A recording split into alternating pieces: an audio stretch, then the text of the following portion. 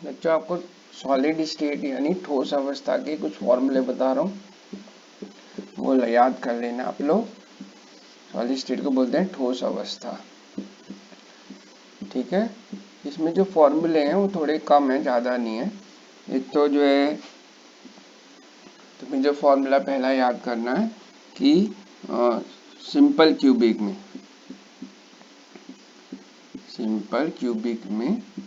Simple cubic क्या होता है, जिसमें परमाणु अणु या आयन घन के केवल कोनों पर होते हैं, 8 कोनों पे, ठीक है। तो सिंपल क्यूबिक होता है ऐसे। तो सिंपल क्यूबिक में यानी सरल घनीय में प्रति एकक कोष्ठिका में परमाणु की संख्या, प्रति एकक कोष्ठिका में परमाणुओं की संख्या कितनी होगी, ठीक है।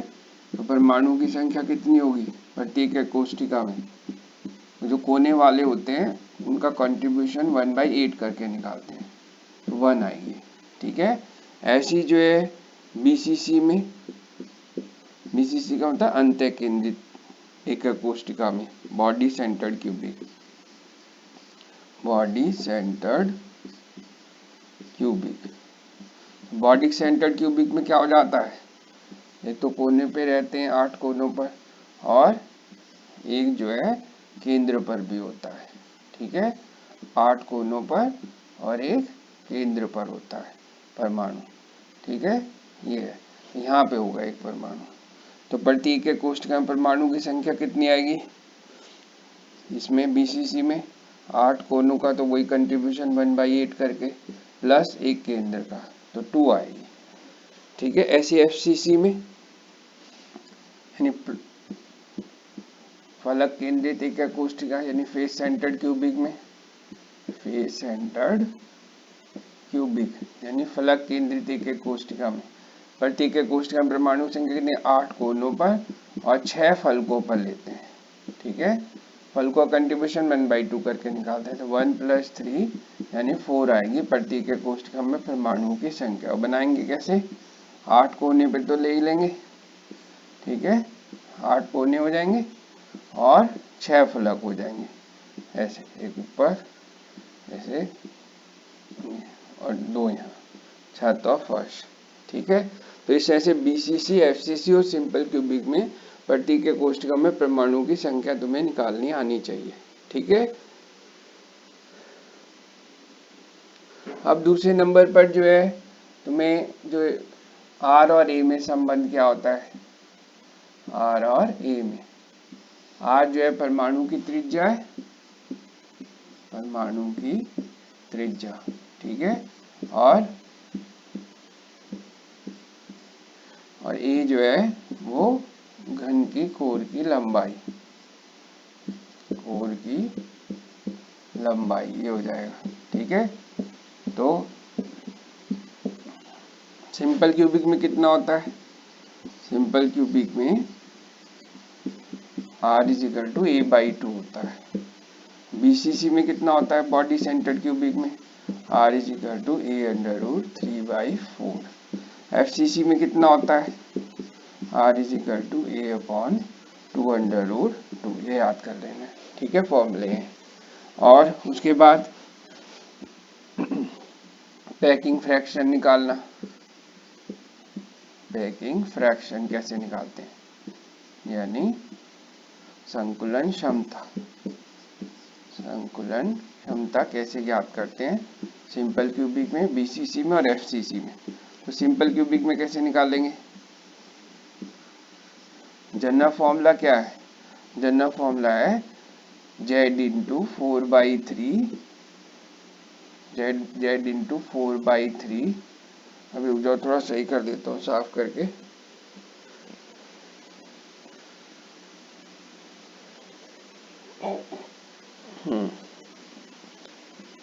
z × 4/3 πr³ अपॉन a³ × 100, ये हो जाता है, ठीक है। परसेंटेज में निकालना, सिंपल क्यूबिक में z की जगह 1 रख देना, ठीक है, और r की जगह a/2 रख देना, तो सॉल्व करके 52.4% आता है। इतनी जगह परमाणुओं से घिरी रहती है। और ऐसे ही जो है दूसरे नंबर पर बीसीसी में जेड की जगह 2 रख देना और आर की जगह a√3/4। तो जब सॉल्व करोगे तो 68% आ जाएगी। इतनी जगह परमाणुओं से घिरी रहती है। और तीसरे नंबर पर एफसीसी में सबसे ज्यादा जगह घिरी रहती है परमाणुओं की। जेड की जगह रखना है 4 और आर की जगह रखना a/2√2। सॉल्व करोगे तो 74% जगह परमाणुओं से घिरी रहती है। सबसे ज्यादा जो जगह है वो एफसीसी में घिरी रहती है, याद रखना। ठीक है। अब उसके बाद जो तीसरा नंबर का जो फॉर्मूला आता है, एक दिन टेबल बहुत अच्छे से याद करनी है तुम्हें। टेबल जो है, टेबल में क्या बताया, सिंपल क्यूबिक और बीसीसी यानी अंतः केंद्रित और एफसीसी फलक केंद्रित एकक कोष्ठिका में। जेड का मान याद रखना है, प्रत्येक कोष्ठिका में कितने परमाणु होते हैं, 1, एफसीसी में 2, बीसीसी में 2, एफसीसी में 4। और आर और ए में क्या संबंध है, आर एंड ए में, इसका आर बराबर a/2, इसका आर बराबर a√3/4, इसका आर बराबर a/2√2। उसके बाद संकुलन क्षमता पैकिंग फ्रैक्शन कितना आता है, पैकिंग फ्रैक्शन कितना आता है इसमें, मैंने बताया था 52.4% जगह घिरी रहती है परमाणु से। इसमें जो है 68% जगह घिरी रहती है और इसमें 74% जगह घिरी रहती है। सबसे ज्यादा जगह एफसीसी में घिरती है। ठीक है। उसके बाद जो आता है तुम्हारा अब एकक कोष्ठिका के घनत्व का सूत्र। एकक कोष्ठिका का घनत्व कैसे निकालते हैं, ठीक है, यानी डेंसिटी ऑफ यूनिट सेल कैसे निकालते हैं, डेंसिटी ऑफ यूनिट सेल क्या आता है, rho is equal to Z into M upon a³ into N, ये याद करना है फॉर्मूला। ठीक है। जेड क्या है, वही प्रति एकक कोष्ठिका में परमाणुओं की संख्या, प्रति एकक कोष्ठिका में परमाणुओं की संख्या। ठीक है, ये और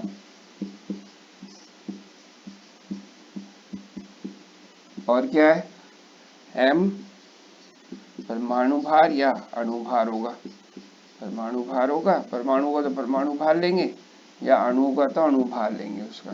ठीक है। और ये तो बता दिया घन के कोर की लंबाई, घन के कोर की लंबाई। और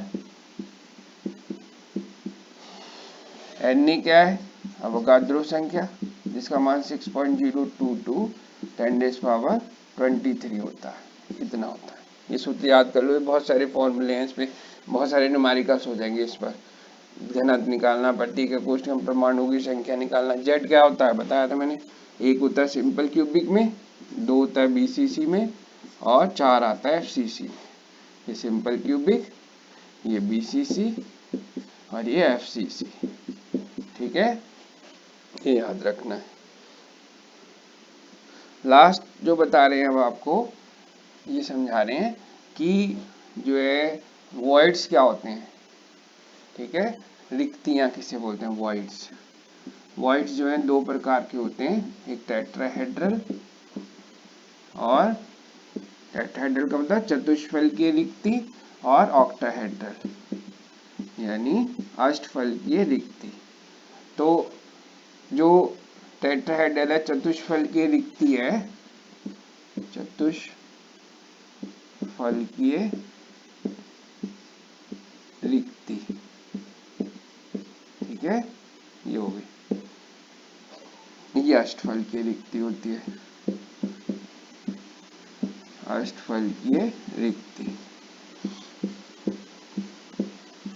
तो क्या होते हैं, चतुष्फलकीय रिक्ति किसके बराबर होती है, चतुष्फल की रिक्ति और अष्टफल की रिक्ति, अष्टफल की रिक्ति बराबर होती है प्रत्येक कोष्ठिका में परमाणुओं की संख्या की, प्रत्येक कोष्ठिका में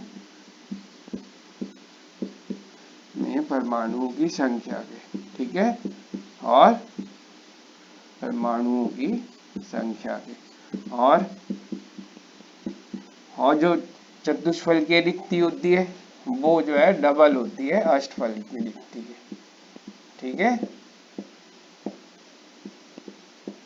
रिक्ति के ये होता है, ठीक है। तो इस तरह से जो है तुम लोग को ये सूत्र याद करना, समझ में आया। जो चतुष्फल की रिक्ति है वो चार जो है गोलों के आपस में जुड़ने से बनती है, ठीक है। ऐसे चार गोले जब आपस में जुड़ जाते हैं, चार परमाणु इस तरह से जुड़ जाते हैं, उसके बाद जो बीच में जगह बचती है वो कहलाती है। और अष्टफलकीय में क्या होता है, अष्टफलकीय में 6 गोलों के जुड़ने के बाद जो जगह रह जाती, गोलों का मतलब क्या होता है, परमाणु ही तो है वो जो गोलाकार आकृति के ये। तो इसमें जो बीच में रिक्ति बनती है वो उसकी आकृति ऐसी होती है, चतुष्फल की आकृति होती है, इस तरह की आकृति होती है। 4 गोलों के जुड़ने के बाद जो खाली जगह रह जाती है, 6 गोलों के जुड़ने के बाद ये होती है अष्टफल की रिक्ति, ठीक है। तो इस तरह से तुम लोगों को इसके फॉर्मूले याद करने, ठीक है। अब दूसरे पार्ट में जो है तुम्हें सॉल्यूशन के बताऊंगा, ठीक है। चलो ओके।